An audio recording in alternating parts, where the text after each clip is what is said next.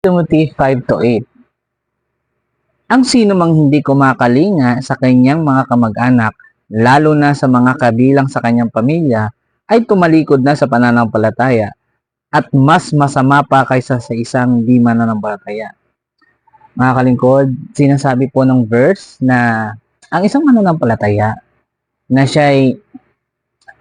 nakilala niya si Jesucristo bilang Diyos sa tagapagligtas natin dahil sa kasalanan, kung ang isang Kristiyano na hindi ibinabahagi ang salita ng Panginoon o ang kaligtasan natin sa Panginoong Jesucristo, ang sinasabi po ng verse na mas masama pa siya kaysa hindi mananampalataya. Ibig sabihin po, bilang isang mananampalataya ng ating Panginoon, kailangan po natin ibahagi, lalong-lalo na sa ating pamilya, ang salita ng Panginoon sapagkat alam naman natin na lahat po tayo ay dadanas ng kamatayan at sa ating kamatayan, kailangan po meron tayong kaligtasan na makukuha po natin sa ating Panginoong Hesus. Sinasabi po sa verse na ang sino man na hindi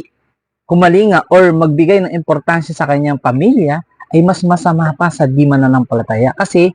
yung kaligtasan na meron siya hindi niya ibinahagi sa kanyang pamilya.